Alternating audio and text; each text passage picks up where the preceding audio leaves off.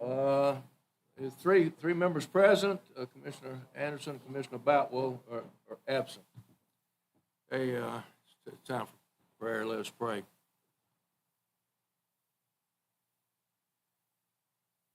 Our Father, who art the hope of all the earth, remember us in love and guide us by thy wisdom.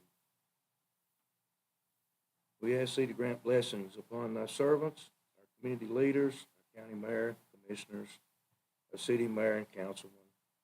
Bless us with wisdom, goodness, and truth. May law and order, justice, and peace prevail. Defend our liberties, preserve our unity, protect our county, the honor of thy holy name. Amen. First item on the agenda is approval of July 16th, 2024, Rose Legislative Committee minutes. Move to approve. Second. All in favor say aye. Aye. All opposed? Number 2 is approval of the August 2nd, 2024 Rules and Legislative Committee Study Session Minutes. Move to approve. Second. All in favor say aye. Aye. All opposed? Public comment period. I didn't see anybody sign up. County Mayor, if anyone wants to say anything to you. Okay, being none, we'll go on to the next item.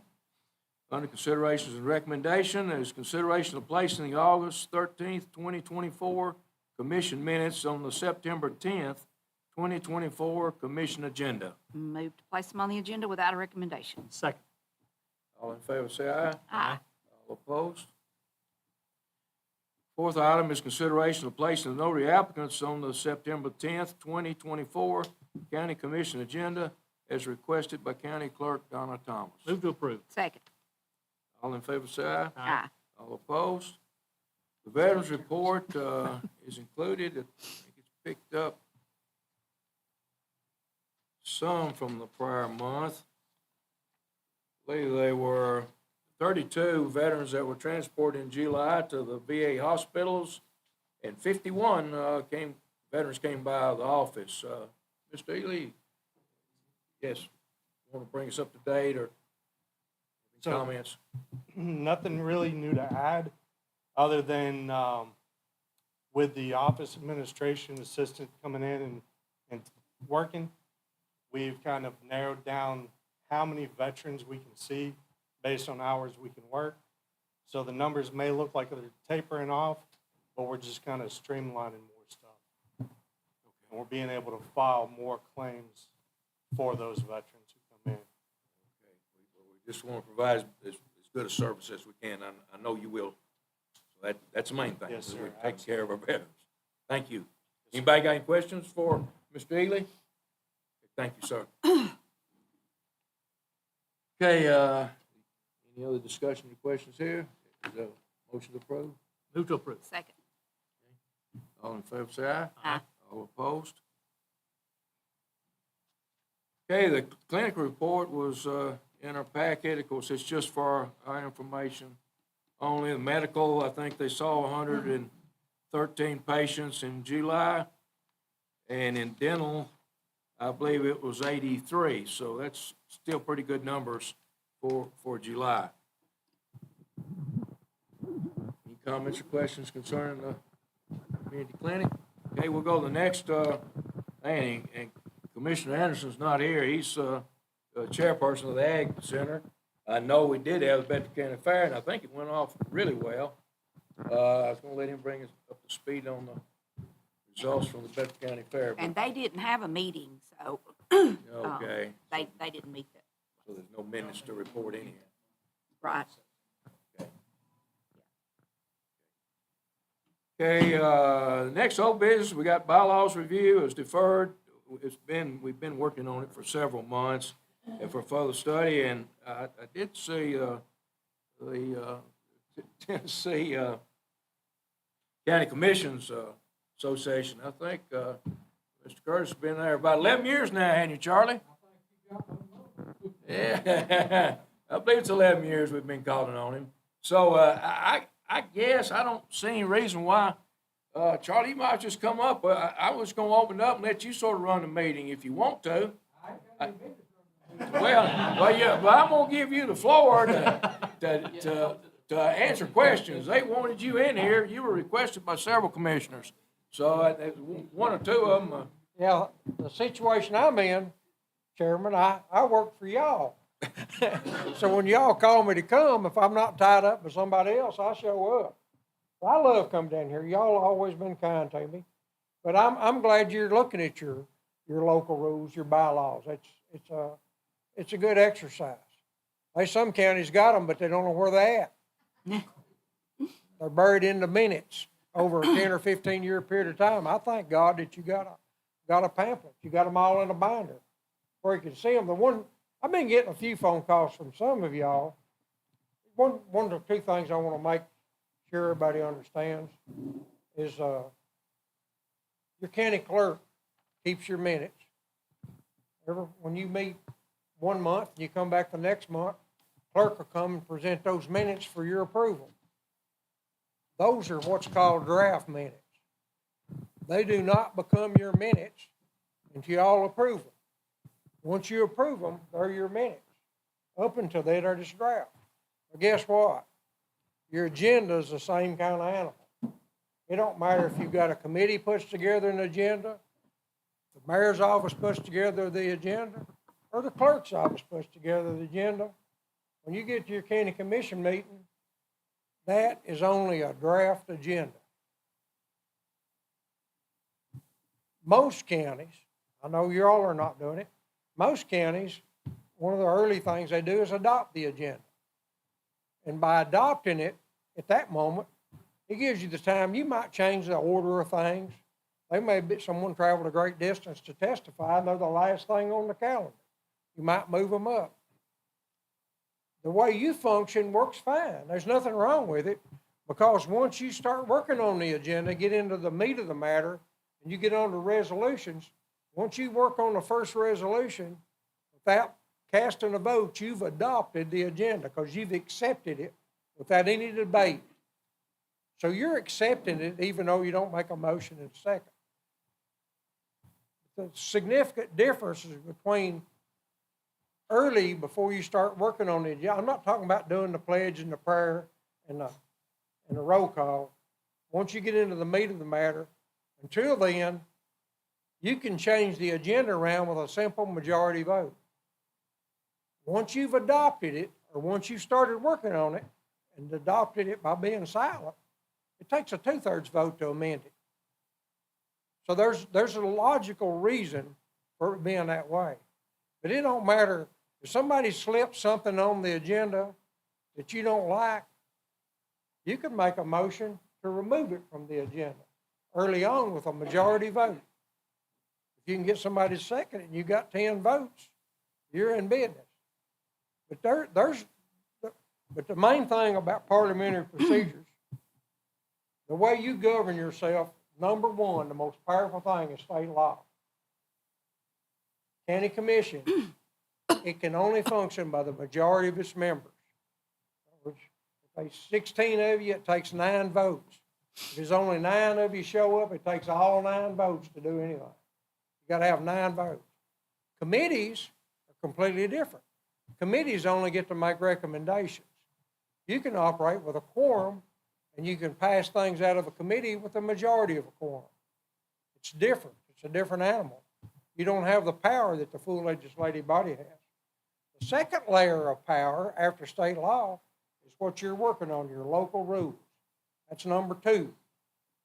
The third in the hierarchy is parliamentary procedures, such as Robert's Rules. This middle layer is what you're working on now, your local bylaws. As a general rule, you're amending Robert's Rules to tailor fit your needs. The most common one is every commissioner has got a right to speak 2 times on every subject that comes up. They're allowed to speak up to 10 minutes apiece. You can do the math on it. If every one of you wanted to speak 20 minutes, you'd be here for days. Most county commissions in their local rules, they rule that down to 3 minutes.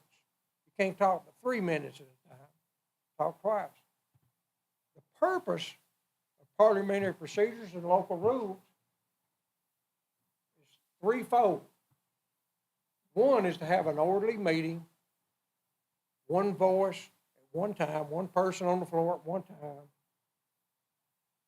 The majority always wins. And the third thing is everyone gets to be heard. Everyone that wants to speak should have a right to be heard. That's the reason when somebody calls for the question and everybody's not got to be heard, it takes a 2/3 vote, because you're taking someone's rights away from them. They got a right to be heard. If you're in the minority and your side hardly ever wins, at least you're getting to say what you feel about what they're voting on. You're being heard. That's important, because sometimes that changes the way somebody's going to vote. But that's pretty well what I'd like to say. I'd answer any question. I don't know everything. If I don't know something, I'll tell you. I'm not going to lie to you. Okay, County Mayor, did you have any questions submitted to you, or? Commissioner Vick sent me a couple of things, just wanting to understand where we're going to be asking specific questions, clarifying with Okay. having him here. And so outside of that, I did not Did- receive any okay. and didn't forward it anywhere because it was just a conversation That'd be between fine. us. I just wanted, So, if you yeah. had something, I was gonna No, start with you. And then we'll unless go to something came Commissioner. to me I didn't We're realize. ready to go to Commissioner Vick, and then we'll open it up to the other commissioners. Yep. Thanks, Charlie, for being here. Just a couple of things to help us figure out. Right now, we have 3 ways to bring something to the table or to the floor. And one of those ways is for 2 commissioners to sign on to a resolution or put it out front. But we also are faced with the sunshine law question. Now the 2 of you are talking, can you really talk about an issue and bring it to the floor? I don't know if that violates it. What are your thoughts? I'm of the opinion that I think you're in a position to defend that if that's what your rule is. It takes 2 people can agree to put a resolution on the calendar or an item on the calendar. The reality of it is it takes a motion and a second. Once it gets on the calendar, it takes 2 people to make a motion, one a motion, another second, for it to even be heard. So why would you want to put something on the calendar if ain't but one person in favor of it? If nobody's going to second their motion, you just wasted paper. So I think you can defend that. I don't think it's a sunshine issue. Do you think that the commission has the authority to limit the duties of any committee? Yeah, I think the full commission has. I think if you've got committees, you're under the 81 Act here, if I remember right. You can't put any restrictions on the financial management committee. That's the one the mayor and the school director of schools and the highway officials serve on, and 4 appointments from the commission. That's spelled out in state law what their duties are. Now, your budget committee, yeah, they appoint the committee. They could say what the budget committee can do and can't do. That's a committee that they've appointed. In some counties, let the mayor appoint it. Sometimes they let the chairman, if their mayor's not the chairman, appoint the committees. And sometimes, a lot of counties, they nominate them from the floor to get them on the committees. But I think your rules should dictate the responsibility of every committee. Sort of like having a pastor without a fence. It don't do you much good. So I think you need to define what a committee's responsibilities are and the areas of responsibility they have. And I think you should define what a quorum is, and if you want it to be what you want the minimum vote to be, to pass something out of it. But generally, most everyone adopts a quorum as the majority of the membership, and to pass something out is the majority of a quorum. And let me ask you this. Does the county commission committees or the individual county commissioners have the authority to instruct or direct county employees or county department heads? Under very rare circumstances. In West Tennessee, that their solid waste system wasn't functioning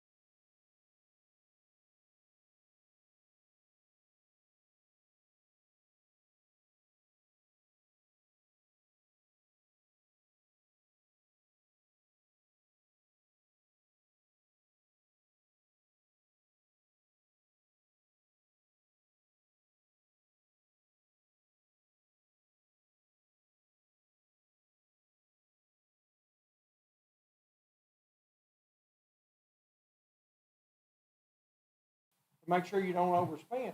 But you're under the 81 Act, you're Director of Finance, it's got the horsepower to do that. But I'm telling you, you can't micromanage, it just don't work out that way. That's all the questions I served where you're sitting at, I sit where you're sitting at, I served where Mr. Graham's at, I served 10 terms in the legislature. In the legislature, I had a pretty big stick. Once we passed that budget, they wasn't a commissioner, they wasn't a state employee, wasn't paid any attention to us at all. Before we passed that budget, they was all bending over backwards.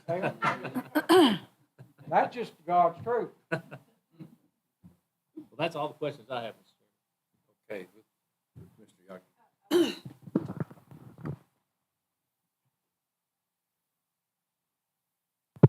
That microphone will move if you need to sit down and get you a chair there. I'm fine. A little bit on what Greg was asking. So back to our department heads, not the constitutional offices. I know what that is.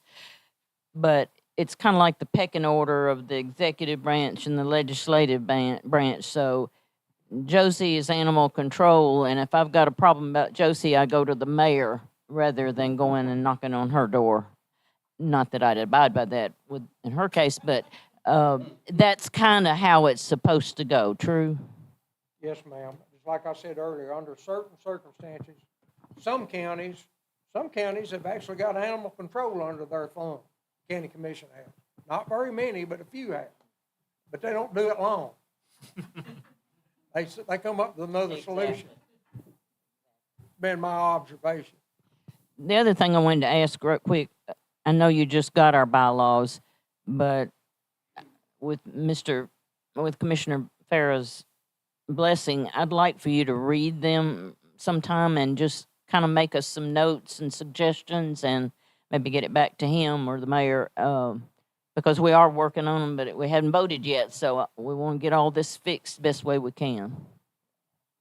I'm getting to be pretty old, so I may not never be before y'all again, so this just a thought just occurred to me, and I'm gonna share it with you. What you're doing now, I think, should be done. You need to have a committee, at least, its own bylaws. You've got a chairman. You ought to look at these things once a year. You may not need to make any changes, but don't put them in a box somewhere and never look at them. At least look at them once a year and know what's going on. Don't let anybody serve on this legislative body without one of those binders in their hand and they know what the local roads are. Y'all are way ahead of most people. I'm proud of you. You are.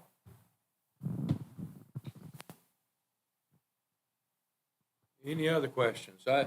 I know, but that suggestion is good because there's quite a bit in the conflict of interest. That was the biggest changes, and it's still very difficult to sort through. I can hear people explain it, but applying it still, yes, the waters get a little muddy. So if you're going to review it, I don't see any need of getting into that right now, and I don't know, we don't necessarily want you to come back down here. But if you just look at them and then and give us the blessing or not, like as Commissioner Yaki suggested, that'd probably be all right. That's a section that's why it sort of fell into the attorney's lap to begin with. Right. Was that because that lengthened our bylaws by a page or two. There's two things changed in state law last year. It sort of dovetail into what y'all are looking at. And one of them made it where you had to post your agenda 48 hours before your meeting so the public would have access. Now, you can post it in a prominent place, or if you got a website, you can put it on your website. But there's a pretty interesting dynamic in this, that the legislature understands. I don't know what's your rule now. How soon does something have to be put on the agenda? 10 days, isn't it, County Mayor? There's a multitude of 48 things. hours. 28, 48 hours. 48 hours. That's what you The said. agenda's 48 hours. Okay. I was Somebody thinking you got told them out me like 10 days. Yeah, I think we It got was. to get it to the mayor's office so Oh, we yeah, can yeah. get it in the documents for our guys. But under your new rule, we have up to, I think it was 48 hours to update the website if something evolved. Because we're Changed. having trouble because of the way the newspaper circulates now as well about when we need to notify them. So we had to modify in the vein of what he's talking about right there. But so if it's 10 days, 6 days, but the the state law is you gotta have the agenda up 48 hours prior to the meeting. That's so public On the can, website. that's so so the public can have access to it. The original bill said, and all support documents. But we figured everything's gonna turn into the Mojave Desert if we cut that many trees. So we finally got it to where we just put out the agenda. And, but the interesting thing, the language in this, a local government body can deliberate or act upon matters not listed on the agenda. The reason I'm telling you this is the legislature knows in that 48-hour period after the agenda goes up, every once in a while there's going to be something happen in the county that you got to address. So they're contemplating that. In this law, it actually says it in law. Local government, as long as the local legislative body follows its bylaws, which you're working on now, are properly adopted rules, that's what you're working on, and procedures and complies with all other applicable state laws. But in the state law, the legislature contemplates that sometimes you're gonna have to act on something that ain't on the agenda. I mean, it's in the law, black and white. They knew that. And then the other law we passed last year was for the first time ever, the public had a right to speak on items on the agenda. And so state law now dictates that you've got to give them the opportunity, set aside, say you could, but you got put restriction on it. It actually says you could limit how long they can talk. Or the total amount, all of them can talk. You can make it 30 minutes or whatever. There's a pretty interesting language in this bill too, and I thought I'd share it with you tonight because there's a message in it. The governing body shall take all practicable steps to ensure all opposing viewpoints are represented fairly. If there are any opposing, they're both fairly. So if you're having a public comment on an issue, and there's a multitude of people there, 50 of them are for it, 50 of them are against it, you need to give them the equal amount of time to those both people. So the state law, now it's in state law. It's not just in Robert's rules. Now it's in state law. So the legislature understands the minority needs to speak. That's what that's all about. I'll hush.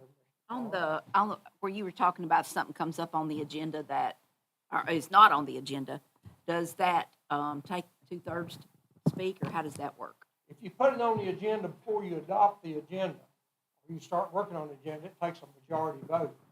If you get down in the middle of you working it, you've not adopted it, you've physically adopted it by not complaining about it. If you do it early on, it just takes a simple majority. So if somebody said, I want to, this wasn't on the agenda, but I'm going to put it on here before the meeting, you add it. Now you can address it in your second, you already got it in your rules, it takes a minimum of 2 people, right? Right. I think that itself tells you one person can't do it unless you change your rules. Right. It's gonna take 2 to agree to do it. And we also have where we can suspend the rules with 2/3 vote, not adopting our agenda. So that other that you were talking about didn't apply.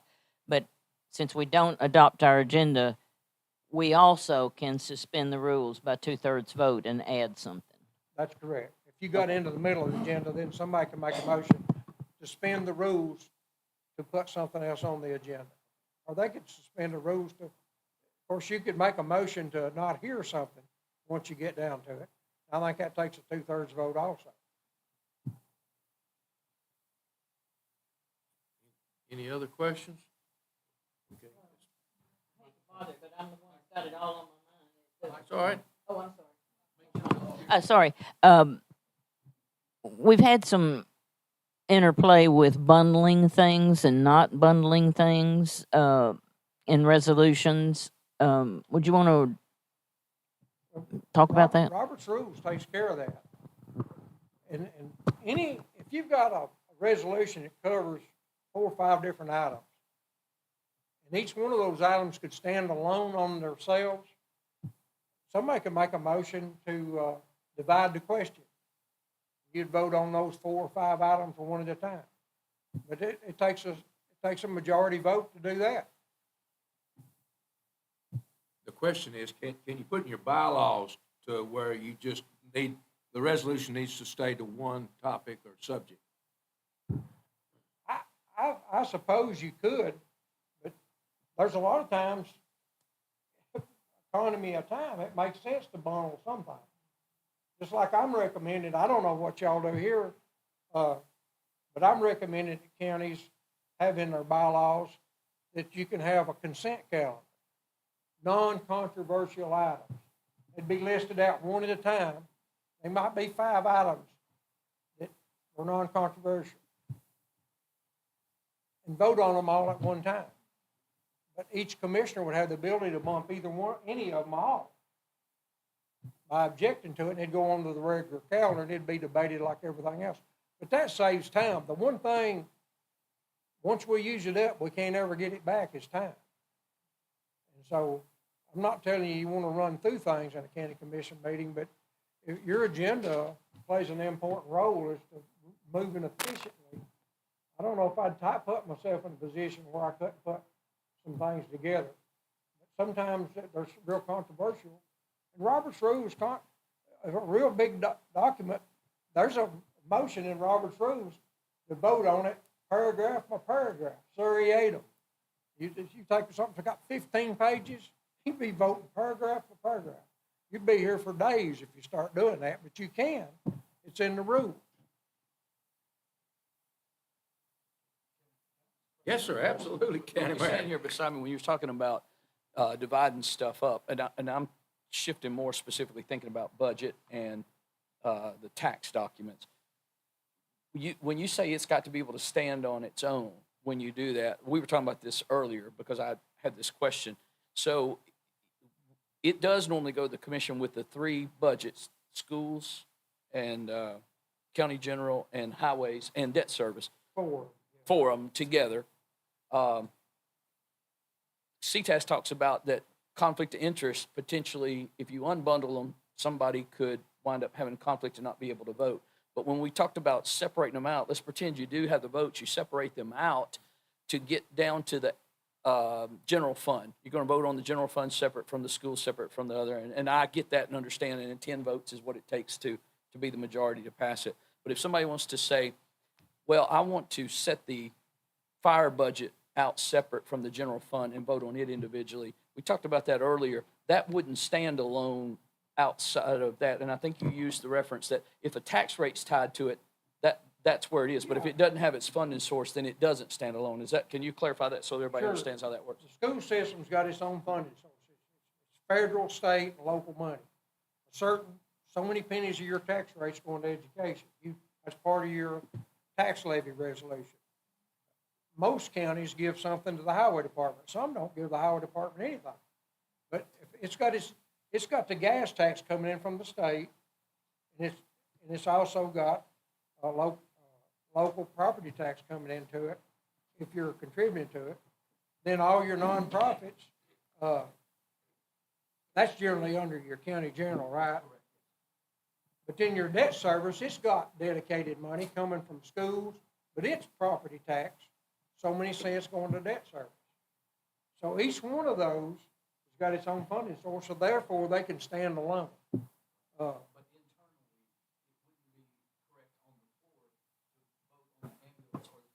No, you couldn't break up the county general budget. Those others, County general, but you can't get beyond that. I actually did it one time. I mean, I voted on 4 different budgets, 4 different tax rates. I had commissioners swore they'd never vote to raise taxes. And I didn't trick them. I just voted on one at a time. And one of them said, well, now when are we going to vote on the tax rate? I said, you already done it. It's already done. He like to have a heart attack. But that was before the conflict of interest laws. There's some counties now dividing the question. So somebody works on the school system can't vote for the school budget in a month. They have to abstain from voting if you're just voting on the school budget. They or their spouse is an employee of the school system. Some counties doing that. Takes more time to pass the budget, but it don't hinder you from passing it, because if they've got a conflict, they're not a member of the commission for that one vote. So it reduces your membership. If you had 5 commissioners couldn't vote on the school budget because them or their spouse employed, you'd have 5 less members for that one vote. But you That's could, state so law. you could divide it out though by the school board and the general That's correct. fund and so, That's correct. But if you do that, Mr. Curtis, if you take away my ability, because I work for the school system, to vote, is that not disenfranchising my constituents in their eyes? No, I mean, they elected you and they knew you or your spouse was an employee. It's state law. It ain't optional. I mean, it ain't a suggestion. They say it's the real deal. But one thing changed last year. Even though it's bundled, you got a right to vote, you got to still stand up and declare you got a conflict of interest, but state law allows you to vote, you're going to vote. You still, that's the majority leader in the House. He passed that out of Sumner County. That's correct. But that's another step we got to do. It's useless, but it's for public knowledge. I guess they're the ones elected them, so they need to know it, I guess. But that doesn't affect their status of the vote. They just have to declare Does their not. conflict. That's all it does. Any other questions for Mr. Curtis?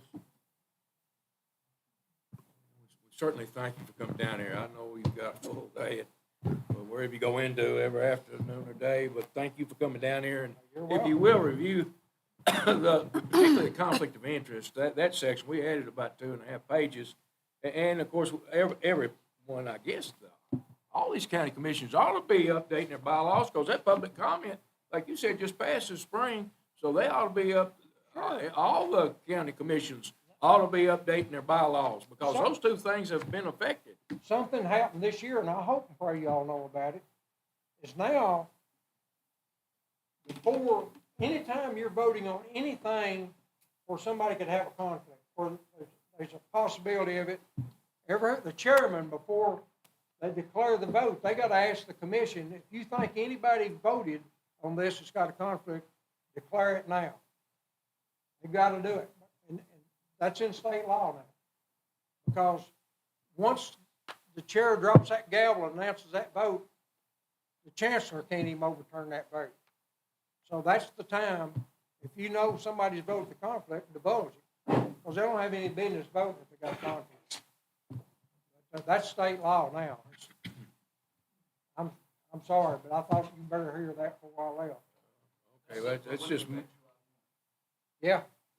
that's just muddied the water a little more for me. yeah. But we'll So next work time to though it. we vote, then the chairman would have to say, did anybody voted with a conflict?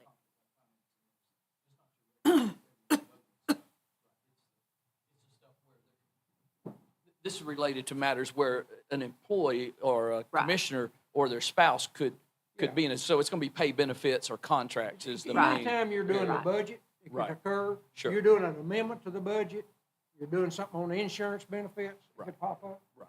Can I ask you a question, Mr. Chairman? Yes, sir. If I ever came and taught parliamentary procedures to your county commission, your recollection, I've taught it so many times. I've asked you about them more than once. I don't think I've ever done it. No, sir. Someday we might ought to make that happen. Because it'd been, I was gonna say, when we do, like the one that we used to do at Henry Horton, yeah, okay, yeah, I do, I mean, but I don't go in depth. I've taught all the county clerks, I'm the only one in the state right now teaching it. But I've taught all the county clerks across the state, and I've taught a multitude of commissions, but I don't think I've ever taught it. He's got it, that's the cheat sheet right there. yeah, I got one too. That's good. I'm glad. Yes, sir. Well, thank you, sir, and we all appreciate you coming down and clearing up matters for us, and you'll review our bylaws. We'd appreciate it, and be up to the committee, but I'm sure we're gonna defer another month, whatever y'all wanna do with it. Oh, yeah. Because we still have got Yeah, Yeah, I'd Mr. like Chairman, for Charlie to look over it too. Have him look over. We've got our finance meeting is next week, and then we're having someone from the comptroller's office come in to help us understand a little further about the 81 Financial Management Act and some of the statutory obligations we have to follow under that. And I think there's still some confusion over that. So hopefully we can hear that presentation. Mr. Curtis can take a look at these bylaws. I don't see us ready to take this thing anytime in the fast track. So we're still but we're getting there. We're closer to the end than we were before. So I would move that we defer another month. I second. All in favor, say aye. Aye. All opposed? Okay, there's no new business. I've got one other thing, and we got a letter concerning, John Boutwell's, sent a letter about, it was, SR Project 437. It's trying to extend the bypass over here from 231 on over to 41A. Well, we got a letter and it was sent to the county mayor's office, but I'll just bring us up to date that. It came in like the end of July. I think it was, he sent it July 24th, and I'm not gonna read all of it, but it says, Dear Mayor Graham, on behalf of Commissioner Butch Ely, SR 437 project is not in TDOT's current 10-year physical constrained plan. So it's not even being considered. It's not there. Now, to get it there, we'll probably have to do some follow-up stuff. We consider three aspects in prioritizing the projects. Number one is performance that involves safety, congestion, economic impact, preservation, and multi-modular integration. What that is, I don't have a clue. Number two is delivery. That's time to deliver and risk. And then three is cost, and that's the bottom line. It's the last one here, is cost. I don't know if we can get this pushed up through our elected representatives, our senator and our representative or not, but they do consider total cost, state share, and benefit cost. But the 10-year plan is reevaluated annually. So we'll need to gather some more information as a committee and submit that and get our state representatives pushing for it, and maybe we can get it on the agenda sometime, but it's not going anywhere as of right now. We definitely need it. Yeah, 'Cause there's I a try lot to of- get out of work every day. Yeah, I I can send cut them through the there congestion quite a bit pictures. myself. Yeah, you coming from that way too, so. The other thing is, of course, and the county mayor made his announcements, we are closed Labor Day. Our offices are, the convenience centers are closed too, so don't take any garbage, there, on the second. And I believe, and I called, Carol, it's in your department today, to check on the TCCA, regional meeting. I didn't know for sure when it was. I thought I got something on that, but I believe it's September the 3rd. And they did change it last year. I think they moved it from Henry Horton, didn't they? To the Hall of Fame, the Tennessee Walking Horse Hall of Fame. I think it's over there, the building's over there on Ellington Parkway, isn't it? On the bypass in Marshall County. So it is, and somehow I missed it last year. I don't know why, but I had missed many. I didn't get a card. I don't I think didn't they either. I don't know what showed. I don't happened, know what but happened. it was changed from Henry Horton to there. I don't know. In memory, it's the only one I've ever missed was last year, but I don't know. I guess changing it. What time will it be? It's 5:30. Registration start at 5:30, and we'll try to start the meeting by 6, and be finished by 8:30. We'll have a good meal. That particular one, the caterer was Rowdy Ranch. That's Oh, the yeah. best caterer I've had all across the state. He's the best one I've encountered. Yeah, he's good. Does that go toward the credits also? I know used to it Now, did. you generally get 1.5 to 2 hours credit for attending that meeting. Any other questions concerning the regional meeting? Yes, Commissioner Vincent.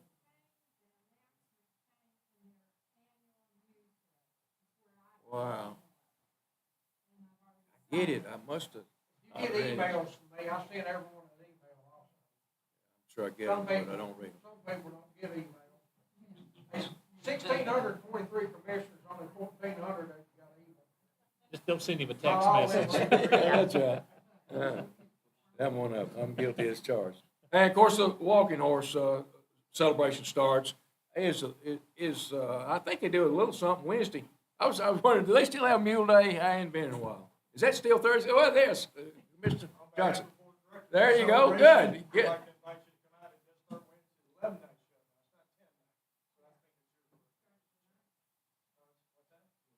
Tomorrow night.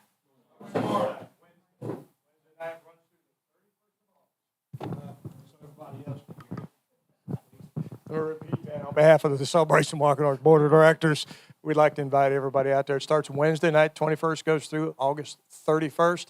If you see some visitors in town, thank them for being here, if you would. And I think they have donuts tomorrow, don't they? At 6 There, o'clock. what are you talking about donuts? The Optimist Club knows about donuts. When they still have a mule show? They don't, they cut that out. That was my question, original question. It used to be Thursday night, they had. Okay, so they have something then, okay. Any other announcements? Move to adjourn, Mr. Chairman. Okay, so moved. Thank you. Oh, me. Thank y'all.